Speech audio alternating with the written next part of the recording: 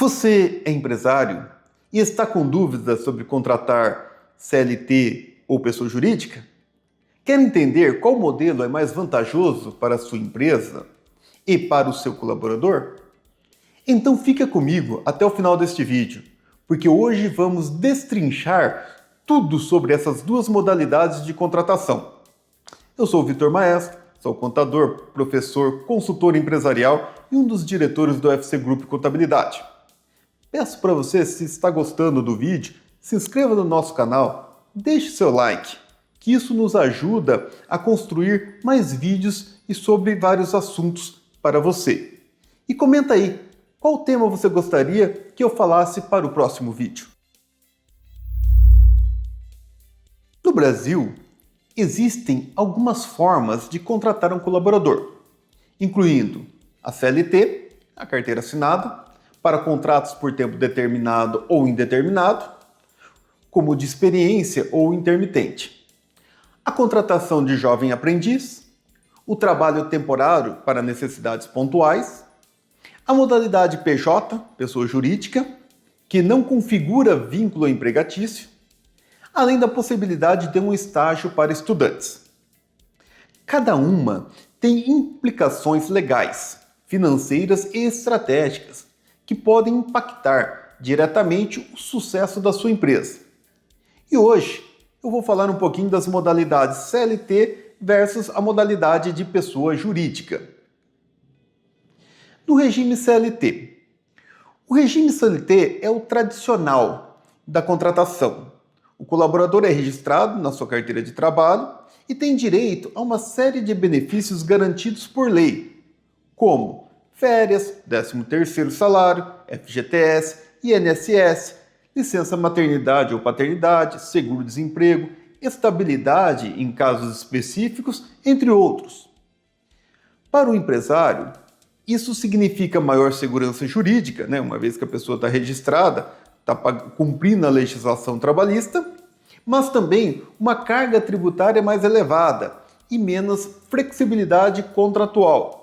Uma carga tributária elevada, porque a gente coloca ali que uma empresa que está, por exemplo, no regime do Simples Nacional, além do salário do colaborador que você contrata, você vai gastar em média mais 32%, 34% com os encargos e direitos trabalhistas. Se você está numa empresa do regime normal, você vai gastar em torno aí de 60% até 70% a mais do salário do colaborador com direitos trabalhistas e encargos que a empresa tem que pagar.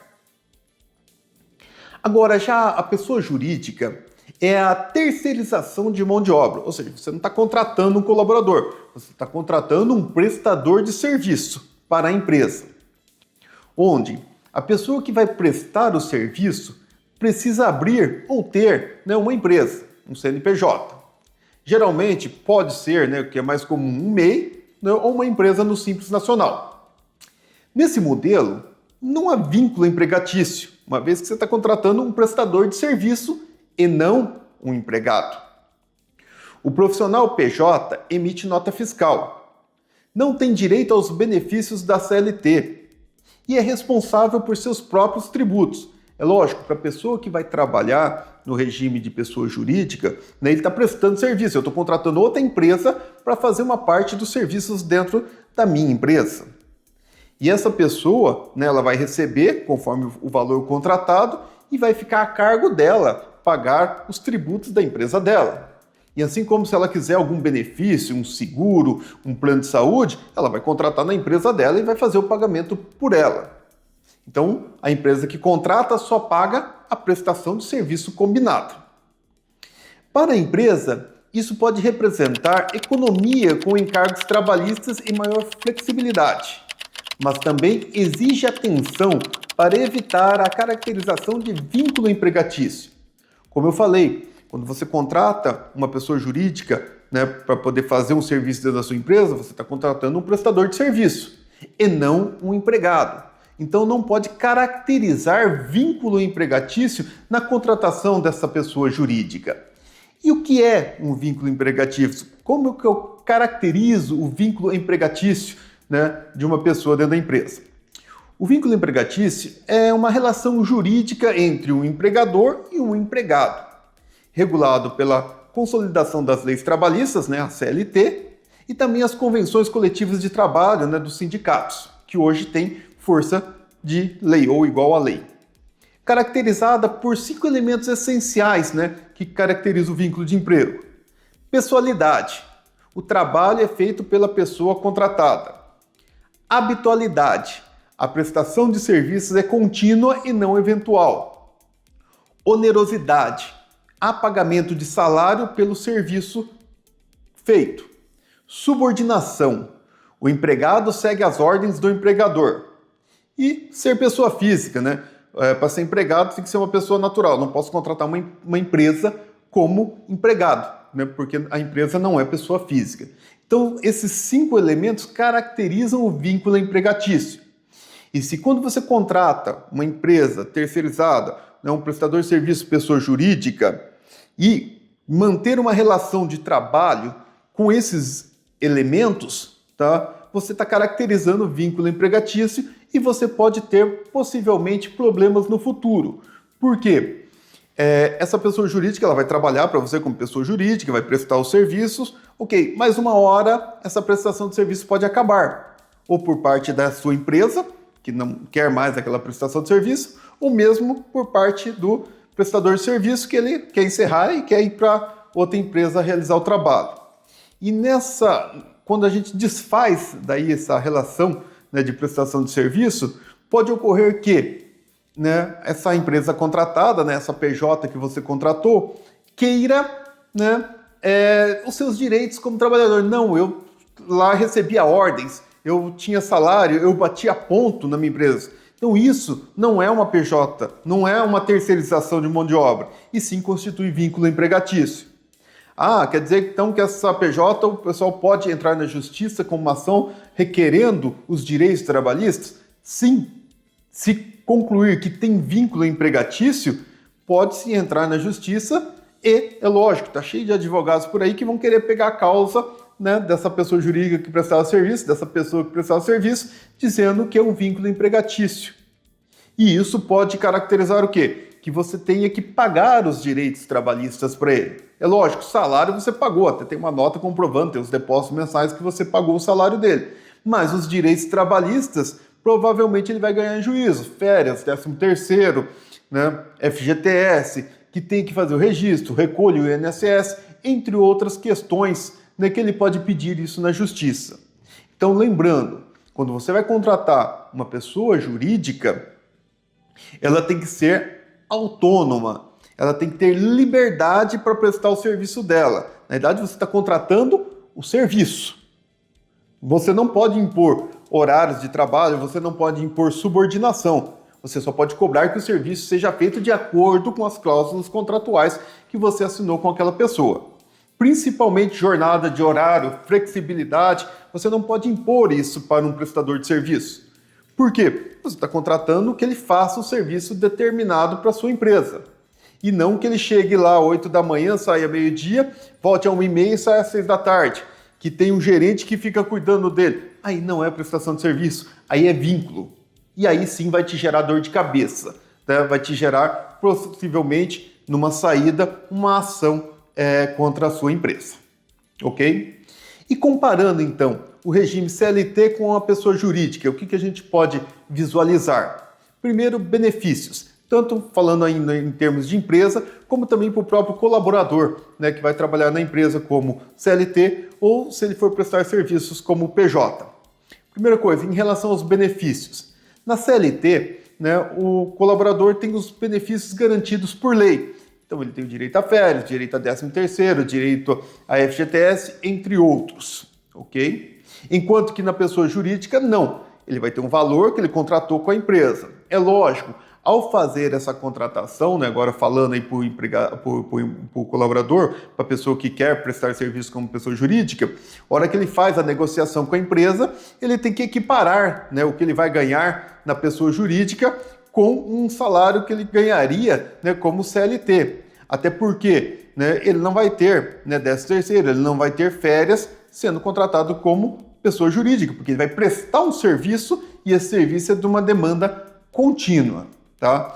Para a empresa, né, O benefício CLT, a empresa está mais respaldada juridicamente, né, desde que ela cumpra toda a legislação trabalhista, é óbvio. E na pessoa jurídica, ela tem, vamos dizer, um respaldo menor, uma vez que, dependendo se ela não cumprir os requisitos ali de vínculo empregatício, né, como pessoa jurídica, a pessoa pode requerer o vínculo empregatício depois judicialmente. Só que, em contrapartida, eu tenho o quê? Altos encargos, né, no CLT, que eu pago bastante impostos ali, no caso, custo empresa. Para o colaborador também, acaba encarecendo, porque ele vai ter os descontos de imposto de renda, de INSS, sobre o salário dele, ele só vai receber o líquido, enquanto que na PJ não há descontos. A empresa, né, pode ter alguma tributação ali em cima, mas vão ser bem menores do que o CLT, e para o colaborador, para a pessoa que vai prestar o serviço, ele só vai pagar os tributos da empresa dele. Então, normalmente, a tendência do líquido a receber, né, por causa do colaborador CLT ou da prestação de serviço pessoa jurídica, na pessoa jurídica, né, a pessoa que está prestando serviço vai receber mais do que se ele fosse CLT. Até porque a combinação dos valores normalmente é maior e porque não tem tantos descontos para fazer. Em relação à segurança jurídica, né, na CLT é mais alta, porque a chance de uma ação trabalhista é bem menor, principalmente se a empresa cumpre com toda a legislação. No caso de contratar um PJ, se a empresa, né, não tratar esse PJ como uma PJ, né, se ele normalmente querer disfarçar, eu pego um cara registrado, demito ele, quero que ele abra uma PJ e venha trabalhar para mim e continue na mesma metodologia que antes ele era registrado. Isso, na Justiça do Trabalho, se chama de pejotização, né, que é quando eu tento forçar um trabalho CLT como se fosse PJ. E provavelmente a empresa, ao fazer isso, está correndo o risco de receber uma ação trabalhista e ter que pagar todas as verbas, além do valor contratado como PJ. Então tem que tomar muito cuidado com isso, tá? Prestação de serviço pessoa jurídica é uma prestação de serviço. Contratação para ter subordinação, para ter vínculo, para cumprir horário, aí tem que ser CLT. Falando em termos de flexibilidade, quando eu tenho CLT, eu tenho baixa flexibilidade. Por quê? Normalmente se cumpre uma jornada de trabalho, se cumpre um horário, se tem uma demanda, se tem um supervisor trabalhando ali com a pessoa. Então, para o colaborador, né, ele não tem tanta flexibilidade. E para a empresa, né, ela vai ter um caminho ali traçado, ela tem uma visão de futuro de quantas horas pode trabalhar, do que aquele colaborador pode fazer. Quando eu vou para a pessoa jurídica, a flexibilidade é maior. Por quê? Como o colaborador, né, o prestador de serviço, na realidade, não tem, né, horário fixo, não tem que cumprir determinadas demandas da empresa, ele pode trabalhar em horários alternativos, ele pode trabalhar na casa dele, ele pode trabalhar dentro da empresa. Então ele tem uma flexibilidade maior do trabalho. E quando a gente fala em estabilidade, CLT ela garante uma estabilidade maior e um risco menor para o colaborador também, né, no quesito de ter direitos e ter benefícios.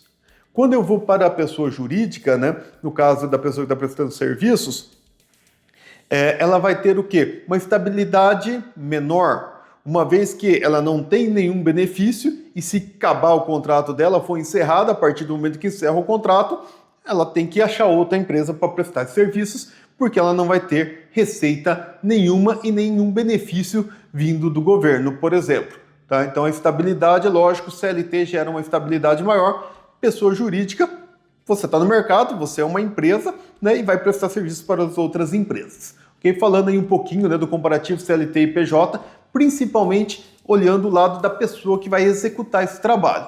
E também a visão da empresa sobre esses dois formatos de contratação. E qual o modelo ideal? Né? Eu sou uma empresa, eu contrato PJ ou eu contrato CLT? Antes de decidir, analise o perfil da vaga e da sua empresa.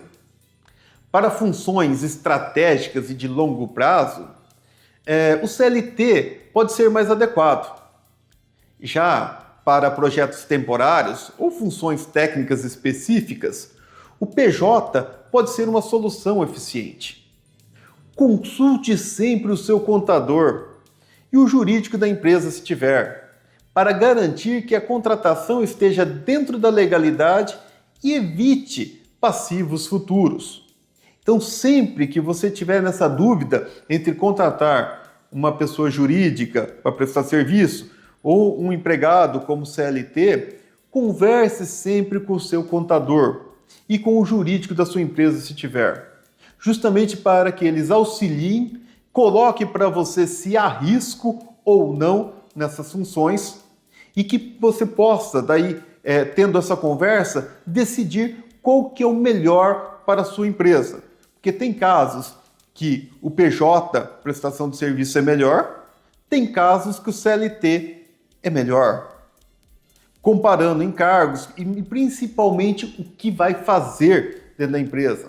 Lembrando que na Justiça do Trabalho existe um princípio da primazia sobre a forma, que ele diz o seguinte: o que vale não é nem tanto o que está escrito nos contratos, mas sim a função prática que a pessoa ou o colaborador executa dentro da sua empresa. Por isso, tome muito cuidado, ao contratar a PJ, se realmente ela vai ter a liberdade, a flexibilidade para cumprir como se fosse uma pessoa jurídica contratada. E ao contratar CLT, é lógico, cumprir as normas ditas na CLT, assim como as convenções coletivas de trabalho. Sempre ao contratar uma pessoa para trabalhar em uma empresa, essa relação tem que ser formalizada. E como vimos no vídeo, pode ser através de registro em carteira de trabalho, no regime CLT, ou através da prestação de serviços com uma pessoa jurídica.